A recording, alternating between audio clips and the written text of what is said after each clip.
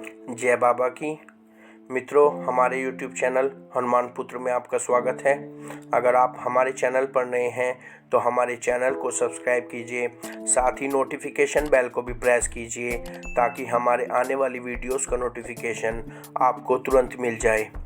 मित्रों, आज जो हम विषय लेकर आए हैं वो विषय है कि बाबा को चोला हमें किस प्रकार चढ़ाना चाहिए, क्या क्या सामान हमें चोले में जो है चाहिए जिससे हम चोला चढ़ा सकें सही प्रकार से बाबा को और बाबा को प्रसन्न कर सकें, और किस प्रकार हमें चोला बाबा को चढ़ाना चाहिए।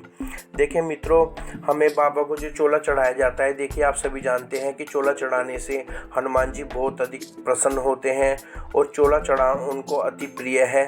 और हर जो भी मनुष्य हनुमान जी का भक्त है या वो मानते हैं और हनुमान जी की कृपा प्राप्त करना चाहते हैं तो उन्हें जो है हर मंगलवार को हनुमान जी को चोला अवश्य चढ़ाना चाहिए। देखिए मित्रों, चोला चढ़ाने से अगर आप चोला चढ़ाते हैं और आप शनि ग्रह से पीड़ित भी हैं, आपकी ढैया चल रही है, साढ़े साती चल रही है, तो चोला चढ़ाने से हमारी ढैया और साढ़े साती भी हमारी शांत होती है। और देखिए, अगर हम राहु ग्रह और केतु ग्रह या मंगल ग्रह का भी हमारे ऊपर दुष्प्रभाव चल रहा है तो वो भी कम होता है। और हनुमान जी को चोला चढ़ाने से हनुमान जी की कृपा हमें प्राप्त होती है। और हमारे जो व्यक्ति रोगी हैं, अगर वो रोगग्रस्त हैं तो उनको भी बाबा को चोला चढ़ाना चाहिए जिससे उनके रोग दूर होते हैं, रोगों का नाश होता है। देखिए मित्रों, बाबा को हमें चोला किस प्रकार चढ़ाना चाहिए और हमें क्या क्या सावधानी रखनी चाहिए, ये मैं आज वीडियो में आपको बताऊंगा। देखिए मित्रों, अगर आप बाबा को जो चोला चढ़ाते हैं, अगर आप चाहते हैं कि हमें उस चोले का जो है पूर्ण फल प्राप्त हो और बहुत अधिक फल प्राप्त हो तो हमें ब्रह्म मुहूर्त में जो है चोला चढ़ाना चाहिए। देखिए, आप सुबह ही उठ जाइए बिल्कुल पसर में, जैसे मान लीजिए आप 4 बजे उठ सकते हैं। और उठने के उपरांत देखिए आप नहा धो लीजिए, स्नान आदि कर लीजिए, और जब आप बाबा को चोला चढ़ाएं तो देखिए आपका जो चोला चढ़ाने के उपरांत वो आप पूजा आरती करके, और आपकी आरती उस वक्त तक पूर्ण हो जानी चाहिए जब तक सूर्य की पहली किरण निकलने वाली हो। उससे पहले आपका चोला चढ़ाने के उपरांत आरती आदि आपकी संपूर्ण हो जानी चाहिए। देखिए, अति उत्तम समय तो ये होता है चोला चढ़ाने का, क्योंकि जो बाबा को चोला चढ़ता है वो ब्रह्म मुहूर्त में ही चढ़ता है। तो आप जो चोला चढ़ाएं बाबा को, अगर आप चाहते हैं असली बाबा की कृपा प्राप्त करना तो आप जो है चोला बिल्कुल ब्रह्म मुहूर्त में चढ़ाइए, इसमें आप बिल्कुल भी आलस्य मत कीजिए। और देखिए, चोला चढ़ाने के लिए आप ये प्रयास कीजिए कि जो सिंदूर आप लेंगे वो सिंदूर अच्छी क्वालिटी का होना चाहिए, देखिए ओरिजिनल होना चाहिए। और देखिए, जो सिंदूर भारी होता है, आपने देखा होगा वजनी सिंदूर होता है तो वो अच्छा सिंदूर माना जाता है, तो वो सिंदूर आप चोला चढ़ाने के लिए बाबा के लिए लीजिए। और देखिए, आपको जो है मंगल शनि, अगर आप 2 दिन चोला चढ़ाते हैं, मंगलवार और शनिवार, तो शनिवार कोशिश ये करें कि शनिवार को तो आप चमेली का तेल डालकर बाबा को चोला चढ़ाएं, और मंगलवार को आप देसी घी में जो है बाबा को चोला चढ़ा सकते हैं। देखिए, अगर आपको देसी घी ना मिले अच्छा गाय का घी तो आप चमेली के तेल में भी चढ़ा सकते हैं।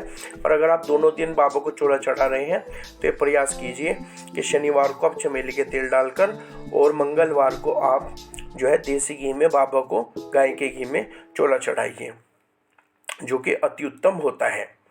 देखिए मित्रों, जो चोला चढ़ाया जाता है ये मनोकामना के लिए भी चढ़ाया जाता है, अति उत्तम होता है और इसका जो है बहुत अच्छे ही हमें फल मिलते हैं। तो देखिए मित्रों, हमें जो है हम सुबह ब्रह्म मुहूर्त में चोला चढ़ा सकते हैं, अति उत्तम होता है। और प्रयास ये करें कि जब चोला चढ़ा रहे हों तो चोला चढ़ाते वक्त कोई भी स्त्री आपके आसपास नहीं होनी चाहिए। कोई भी स्त्री बाबा को चोला चढ़ाते हुए ना देखे तो अति उत्तम होता है, वरना स्त्री को दोष लगता है इसका। चोला चढ़ाने के उपरांत स्त्री बाबा के दर्शन कर सकती है। तो मित्रों देखिए, चोला चढ़ाने के उपरांत आपको क्या करना है, आप बाबा को जैसे चोला चढ़ाते हैं तो चोला चढ़ाने से पहले आपको बाबा को स्नान कराना चाहिए, जो कि देखिए नियम क्या है, आप बाबा को स्नान कराइए। और स्नान आप जो है गंगा जल डाल के पानी में और बाबा को स्नान कराइए। उसके बाद साफ कीजिए कपड़े से थोड़ा, और उसके उपरांत आप जो है बाबा को चोला चढ़ाए। और देखिए, जब चोला चढ़ाने में आपको सामान लाना है तो इस बात का आपको विशेष ध्यान रखना है कि जो आप चोला चढ़ाने में सामान ला रहे हैं वो सामान सवा में होना चाहिए। जैसे 125 ग्राम सिंदूर और जैसे कि सवा शेर होता है, इस प्रकार सवा में आपको सामान लेना है बाबा का। क्योंकि अगर आप सवा में लेते हैं तो क्योंकि सवा में लेने का ये होता है कि आप सवा में लेते हैं तो जो भी आपका कार्य है बाबा सवा में ही कर देते हैं।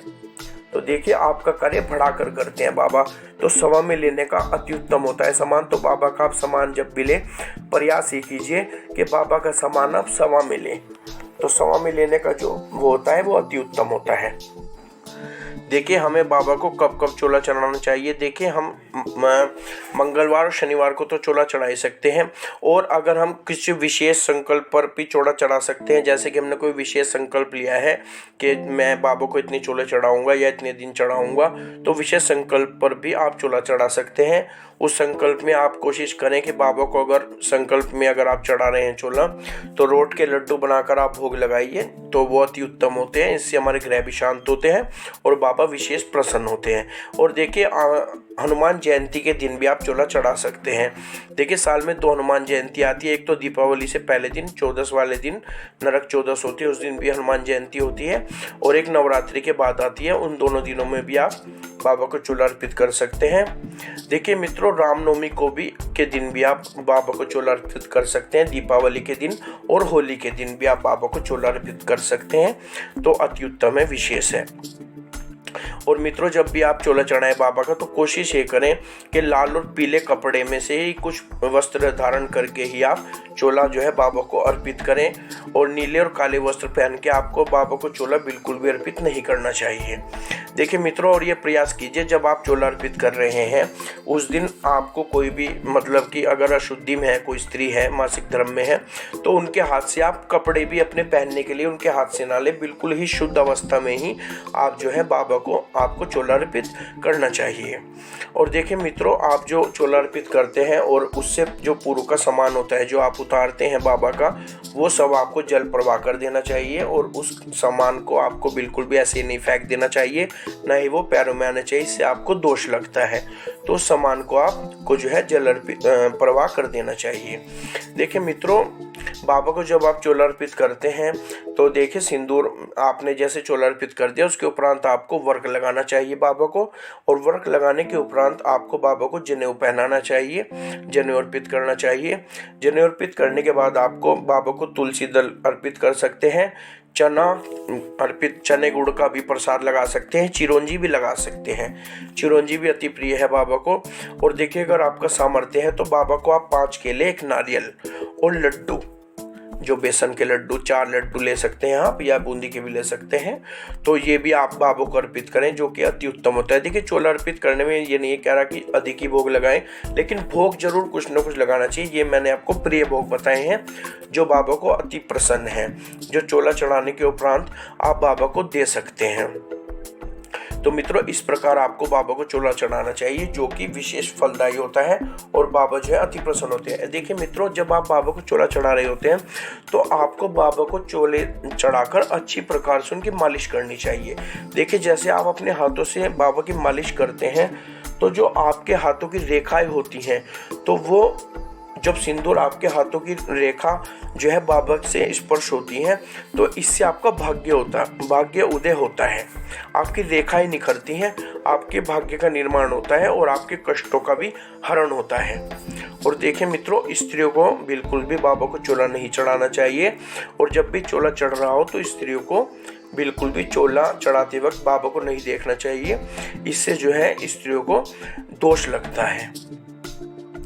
तो मित्रों इस प्रकार बाबा को चोला अर्पित करना चाहिए। और देखिए मित्रों, एक बात मैं आपको बताता हूँ, और देखिए मैं आपको बताता हूँ, कुछ व्यक्ति कहते हैं कि सिर से पैरों तक बाबा को चोला अर्पित करना चाहिए, या पैर से सिर तक करना चाहिए। देखिए मित्रों, अगर आप पैरों से मस्तक नीचे यानी कि नीचे से ऊपर की तरफ अगर आप बाबा को चोला चढ़ाते हैं, तो देखिए सौम्य रूप होता है, इसमें चढ़ाने से बाबा सौम्य रहते हैं। देखिए अगर आपको हनुमान जी की कृपा चाहिए सिर्फ, तो आपको पैरों से सिर तक के क्रम में बाबा को सिंदूर अर्पित करना चाहिए। तो इससे क्या है, आपको बाबा की कृपा प्राप्त होती है। लेकिन अगर आपको बाबा से कोई कार्य सिद्ध कराना है, किसी कार्य विशेष के लिए संकल्प रूप में अगर आप चोला चढ़ाते हैं कि आप कोई अपना बाबा से कार्य कराना चाहते हैं, इसलिए आप बाबा को चोला अर्पित कर रहे हैं कोई कार्य विशेष के लिए, तो आपको मस्तक से पैरों तक यानी सिर से पैरों तक बाबा को चोला चढ़ाना चाहिए। इससे बाबा उग्र हो जाते हैं और जो भी आपका कार्य होता है वो कार्य आपका करके देते हैं। और चोला चढ़ाने के उपरांत देखिए मित्रों, आप बाबा को तुलसी की माला भी बना सकते हैं। तुलसी की माला से मेरा तात्पर्य है जो तुलसी के पत्ते होते हैं उनके गुच्छी बनाकर भी आप बाबा को माला अर्पित कर सकते हैं। जो उन्हें विशेष प्रिय है, अति प्रिय है, तो वो भी आप बाबा को अर्पित कर सकते हैं। देखिए, जब मस्तक से पैरों तक आप जो है बाबा को चोला अर्पित करते हैं, तो देखिए जैसे आपके मुकदमे से संबंधित कार्य है, कोई संपत्ति से संबंधित कार्य अगर आपके टक रहे हैं, तो आप मस्तक से पैरों तक भी बाबा को चोला अर्पित कर सकते हैं। और बाबा से आप संकल्प लेकर प्रार्थना कीजिए कि बाबा हमारे कार्य सिद्ध करा दीजिए। और आप जो है सिर से पैर के क्रम में बाबा को चोला अर्पित कीजिए, तो आपके कार्य सिद्ध हो जाते हैं। देखिए, बहुत ही बाबा को चोला चढ़ाने से बाबा जो है अति प्रसन्न होते हैं। और देखिए, जो बाबा अति प्रसन्न होते हैं और बाबा की विशेष कृपा प्राप्त होती है। देखिए, आप चोला चढ़ा के देखिए और आप खुद ही ये देख लेंगे कि बाबा का विशेष आशीर्वाद आपको प्राप्त होगा।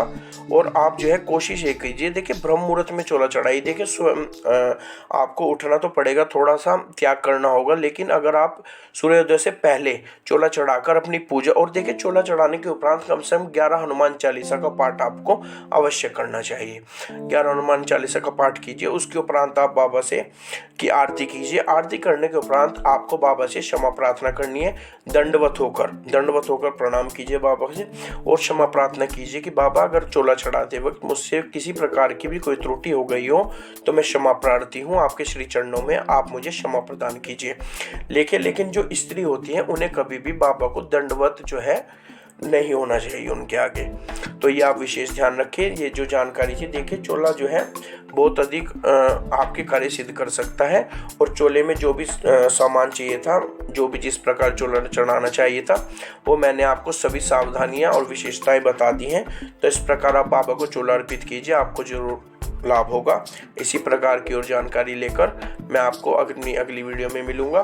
तब तक बालाजी महाराज आपके सभी कार्य सिद्ध करते रहें, आपकी सभी मनोकामनाओं को पूर्ण करते रहें।